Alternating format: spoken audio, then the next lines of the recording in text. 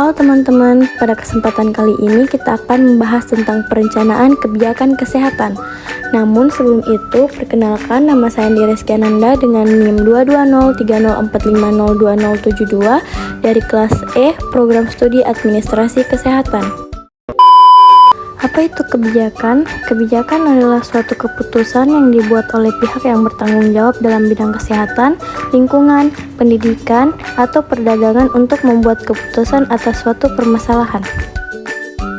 Nah, teman-teman tahu tidak apa itu kebijakan kesehatan? Jadi, kebijakan kesehatan adalah pedoman yang menjadi acuan bagi semua pelaku pembangunan kesehatan, baik pemerintah, swasta, dan masyarakat dalam penyelenggaraan pembangunan kesehatan dengan memperhatikan kerangka desentralisasi dan otonomi daerah. Adapun perencanaan kebijakan kesehatan adalah proses sistematis dalam merumuskan, mengimplementasikan, dan mengevaluasi keputusan serta tindakan yang diambil untuk mencapai tujuan kesehatan masyarakat secara keseluruhan.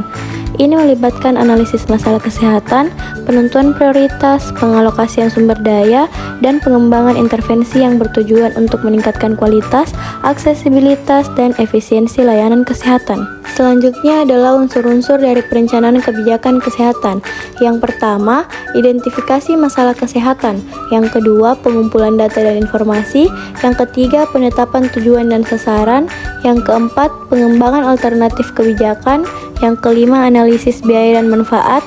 Yang keenam, implementasi kebijakan.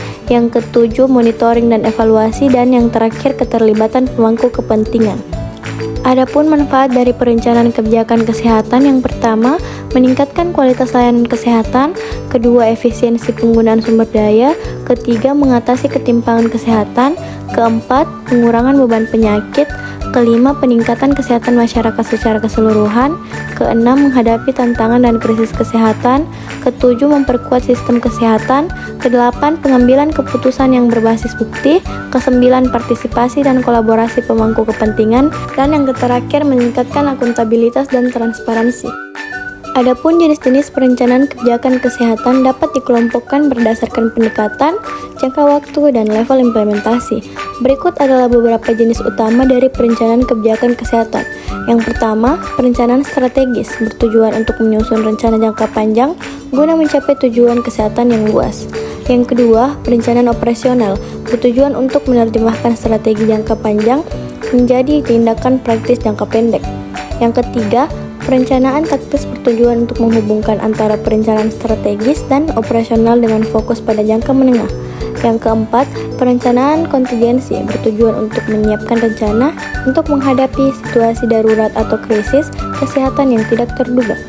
Yang kelima, perencanaan partisipatif melibatkan berbagai pemangku kepentingan termasuk masyarakat dalam proses perencanaan. Yang keenam, perencanaan bottom up dimulai dari tingkat bawah, komunitas atau daerah, dan diarahkan ke atas atau pemerintah pusat. Yang ketujuh, perencanaan top down digerakkan oleh pemerintah pusat atau otoritas kesehatan nasional.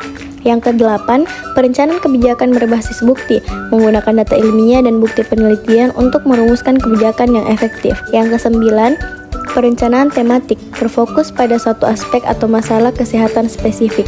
Dan yang terakhir ada perencanaan holistik adalah pendekatan yang komprehensif mencakup berbagai sektor yang terkait dengan kesehatan. Selanjutnya, menyusun kerangka kebijakan kesehatan membutuhkan langkah-langkah sistematis agar kebijakan yang dihasilkan bisa efektif, efisien, dan relevan dengan kebutuhan masyarakat. Berikut adalah langkah-langkah utama dalam menyusun kerangka kebijakan kesehatan. Yang pertama, identifikasi masalah kesehatan untuk menentukan masalah kesehatan yang mendesak dan membutuhkan intervensi. Yang kedua, pengumpulan data dan informasi guna memastikan kebijakan berbasis bukti. Yang ketiga, penetapan tujuan dan sasaran, yaitu menetapkan tujuan yang jelas dan terukur untuk kebijakan. Yang keempat, pengembangan alternatif kebijakan untuk menyusun beberapa opsi kebijakan yang dapat menyelesaikan masalah. Yang kelima, analisis kebijakan untuk menilai manfaat dan biaya dari masing-masing alternatif.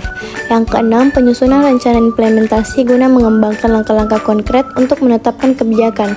Yang ketujuh, partisipasi dan keterlibatan pemangku kepentingan untuk mendapatkan dukungan dari berbagai pihak terkait.